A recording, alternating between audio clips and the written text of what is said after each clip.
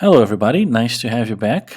We're continuing today with our series of videos on optimization with integer variables, aka integer programming.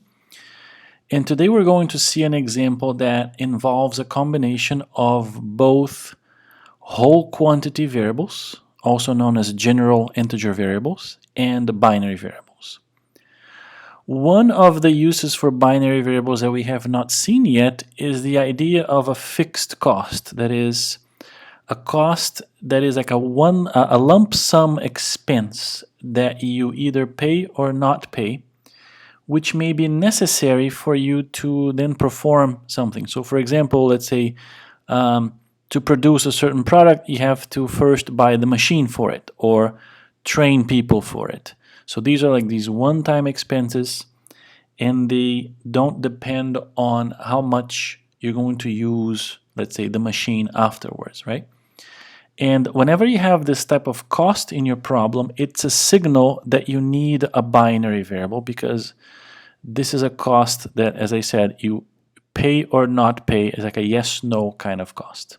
Now, when problems involve both binary and quantity variables that are somehow related in the story, it is usually the case that these two variables have to be linked in your mathematical model so that their behavior is consistent. So today we're going to see an example in which this happens and how to perform this linking of the variables. The particular example we're going to see is also known in the literature as the facility location problem, which is a very famous type of problem. So let's take a look at the story here. This company called Florida Home Healthcare, they're planning to build a number of new facilities in Florida. So they have 5 cities where they are debating placing new facilities. These guys here, Sanford, Altamont, Apopka, and so forth. These cities currently don't have a facility. If you want to build a facility in a city, there's going to be a one-time lump sum expense, right? And this is given to you by this row here, thousands of dollars. So to build a facility in Sanford, it would cost you $450,000 and so forth. If you build a facility in each of these cities, it would have a capacity in terms of, it's a healthcare facility, in terms of number of people it could serve. So these are these numbers in the capacity row. Now, the goal of opening these facilities is to serve people who live in certain regions. So this is a home healthcare company, so they would be sending let's say healthcare professionals. They would drive, starting from the facility, drive a vehicle, visit a few clients, patients in their homes, take care of them, and then come back to the office, right? So the other piece of data that this table gives you is the following. Given a facility in a city, below the facility's name, you have these numbers here saying if there is a number, it means that employees from that facility could help people who live in that given region. So the regions here are like the target markets for this company. So there are 7 regions that we want to serve. And for example, a clinic built in Sanford could help people or clients in regions 1, 2, and 5, but not anybody in regions 3, 4, 6, or 7, because there's no number there. The number itself represents the cost per person. So every person that you help in region 1 out of Sanford would cost you $100. Finally, we have a demand in terms of number of people in each region. So you can think of this demand and capacity as a number calculated over a certain planning horizon. So for example, a month or a few weeks, right? So this is the data we have. Which of these facilities should we open so that we can satisfy the demand of all 7 regions at minimum total cost? And the total cost has 2 parts: the fixed costs of opening facilities plus the variable cost per person, depending on where you are serving people from where to where you're serving people, from what clinic serving what region and how many being served. Okay, so this is the problem description, and we would like to minimize our total costs and open these facilities and take care of all the clients. Now, as you can see, there are two main types of decisions here. For every city, we would have to have a yes/no variable saying, should I open a facility there? Yes or no, and if so, we pay the fixed cost, and there comes your fixed cost. And also, once I know a certain facility is open, I need to know, well, let's say I open Sanford. How many people out of Region 1 will Sanford serve?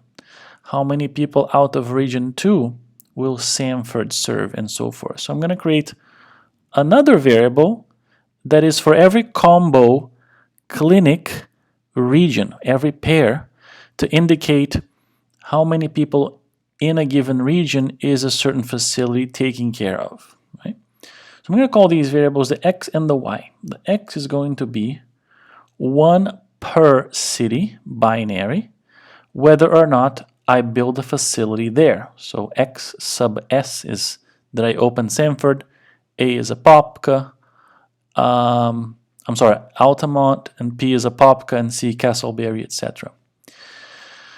And then the y variable, 1 for every viable pair clinic region, to indicate how many people in a certain region does a certain clinic help or serve. Okay? So in the cost expression, we're going to have the fixed part of the cost that depends on the x variables. If you open Sanford, yes or no. So this would be a 1 if it's a yes. I pay the $450,000. If not, I don't pay. Repeat for all clinics. And then for every clinic region cost in the table, right? If YS1 is how many people in region 1 the clinic in Sanford serves, and each of them costs $100, so number of people served times cost per person. Repeat this for every possible pair clinic region. And I have the rest of the expression. Great. Now the constraints will take care of the following. I would like to fulfill all the demand. That's the first requirement. And the demands are here, right, for every region. So simply what I have to say is, for every region, so I'm going to have 7 of these, first 7 constraints, saying region 1 has a demand of 300. If you look at the table, there are 2 clinics that can take care of region 1. That will be Sanford and Apopka. So number of people out of Sanford that served in region 1, and number of people out of Apopka served in region 1, that should total the number of people in region 1, right? So essentially I'm saying this 300 person demand is being split between Sanford and Apopka, and the y variable will tell me how to split. And I repeat this for all regions. Then you have the facility constraint, which is a capacity constraint, right? So ignore for now that I put this x here. So imagine it's just a number 400, 425, etc. And I'll tell you why the x is here. So if it was just a number, essentially what this is saying is, if I am Sanford, I have a capacity of, according to the table, 400 people, right? So what I have to say is this: I could serve regions 1, 2, and 5.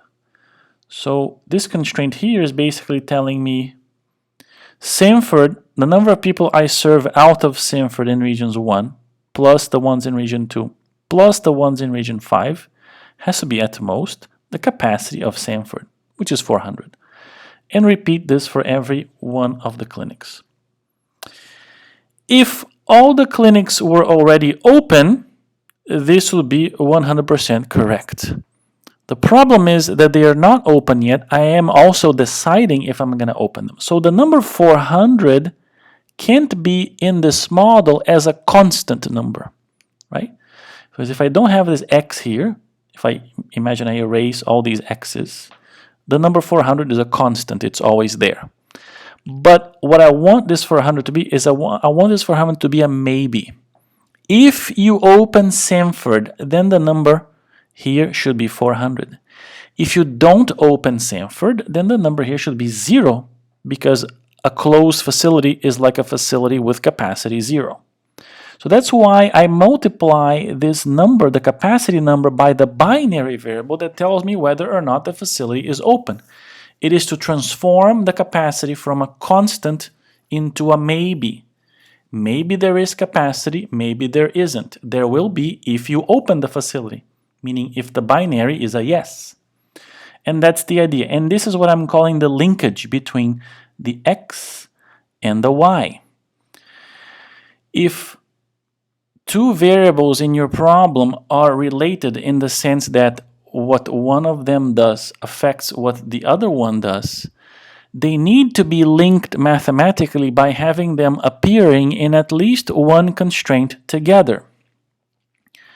So it is true that the y variables out of Sanford can only be positive if the clinic in Sanford exists.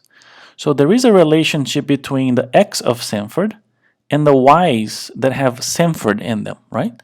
And that's why these y's and this x have to be appearing in the same constraint at some point, and this is how this linkage takes place. So when xs is a 0, 0 times 400 becomes 0, all these y's become 0 to state that if Sanford is closed, Sanford cannot serve anyone. When the xs is 1, meaning I open Sanford, 1 times 400 becomes 400, and this simply boils down to saying whatever Sanford does, it must respect its capacity of 400 people. And the same logic applies to all of the other facilities. And this is the math model. So let's take this and put it in Excel. Right, here we go. So we have here, this first table is just telling me, the 1 means yes, Sanford can serve that region, and an empty means Sanford can't, right? And same for the others. Here I have 5 gray boxes to represent the 5 x's. Is Sanford open? Yes, no. Is Altamont open? Yes, no, etc. And down here I have a box for the y's, right? For the y is y from Sanford to 1, etc. Notice that not all of these exist, and that's why I'm going to use this collection of zeros and ones up here to throw away the y's that don't exist. For example, there's no y Sanford region 3, right? So when I add the y's here to say the y's out of Sanford are at most 400 times x of Sanford, I only want to add the ys1, s2, and s5, right? And to do that, you notice that if I do a sum product between this block and this one, the usefulness of this block is exactly this. If I take this block and sum product it with this block, you'll notice that I have 1 ys1 plus 1 times ys2 plus 0 times ys3. So ys3 gets thrown out. It doesn't belong in that formula, right? 0 times ys4 also doesn't belong in the formula if you go back to the math. So I only keep in there 3 y's out of Sanford because there's only these 3 that matter. And I can take this formula and copy it to the right to get the equivalent expressions for the other 4 facilities. So what I produced here in row 24 are the 5 left-hand sides of these bottom 5 constraints here. On the right-hand side, what do I have? I have each capacity times the corresponding x binary variable. So I'm going to put it here. The right-hand sides are the capacity of that facility times its binary x variable, right? According to what the math is saying. And I just copy this through. Great. The other set of constraints from the math is just to say, the demands of each region that are fulfilled by the facilities that can help that region should amount to the region's demand. So if I sum the y's horizontally, I'm going to get all the y's that matter for a given region.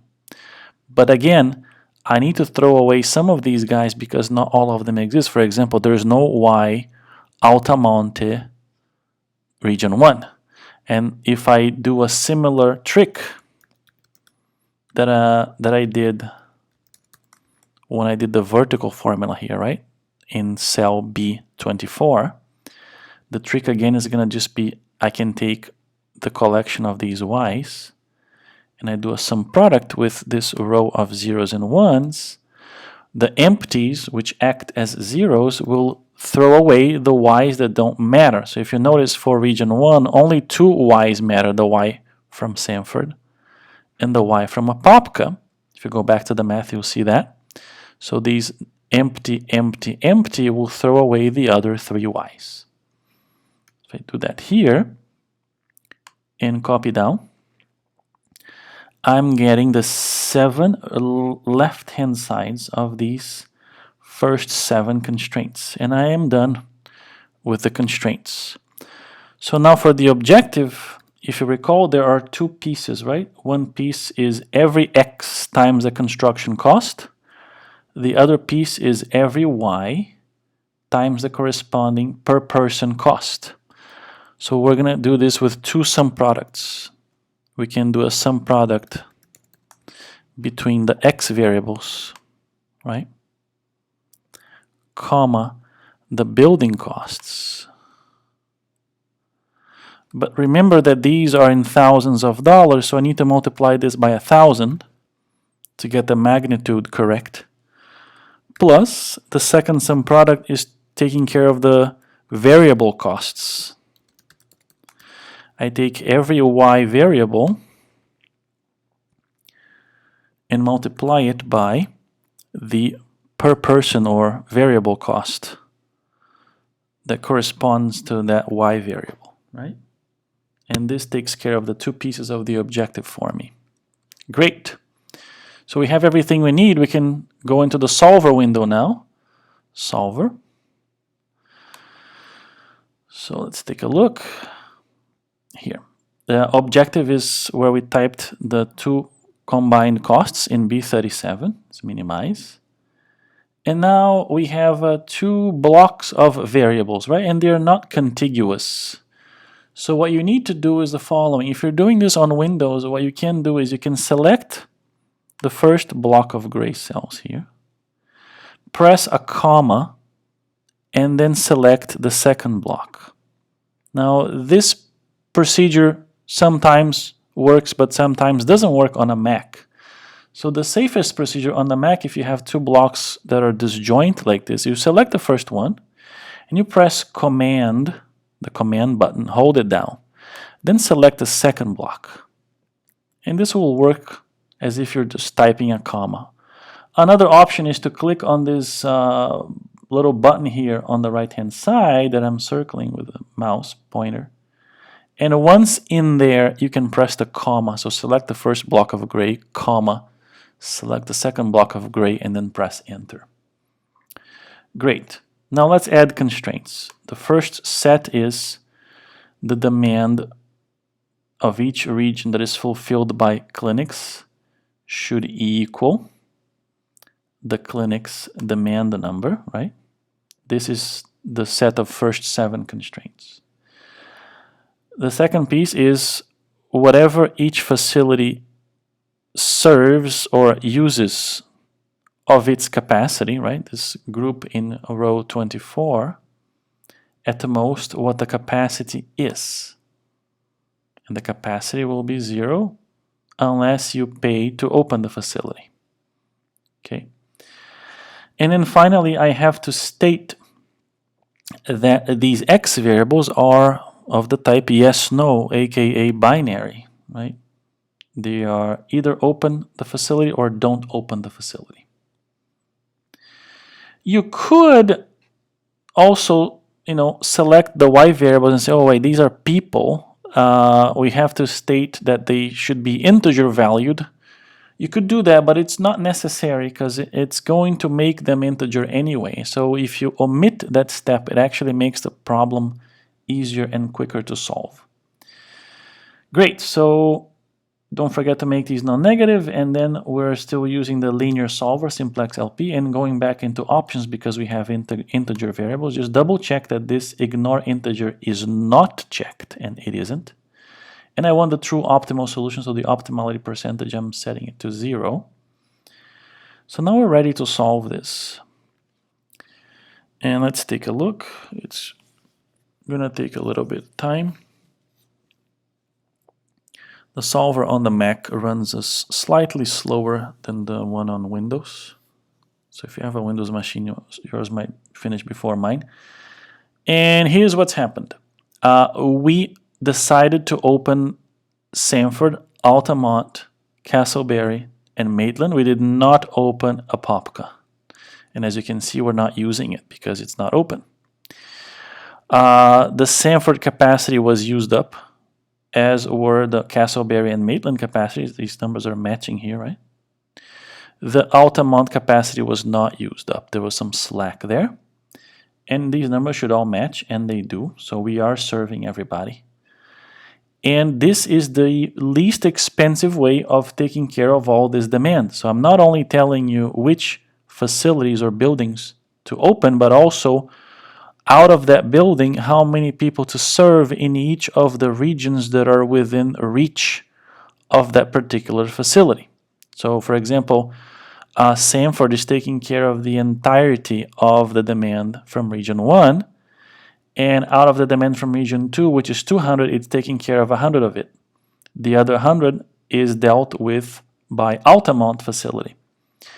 And then Altamont is also taking care of the demand from region 5 and so forth. So from here you can tell how the region demands are being split among the facilities that you decided to open. Your total cost turned out to be $2,374,750. And of course this includes the cost of opening these 4 buildings plus the per person costs down here. Right? So this is the facility location problem. It involves some interesting concepts. One of them is a fixed cost that is dealt with a binary variable. And the other issue it deals with is the connection, this idea of connecting, a binary variable with a non-binary variable, because, whatever happens to the binary affects what happens to the non-binary, and this is how we do it. All right?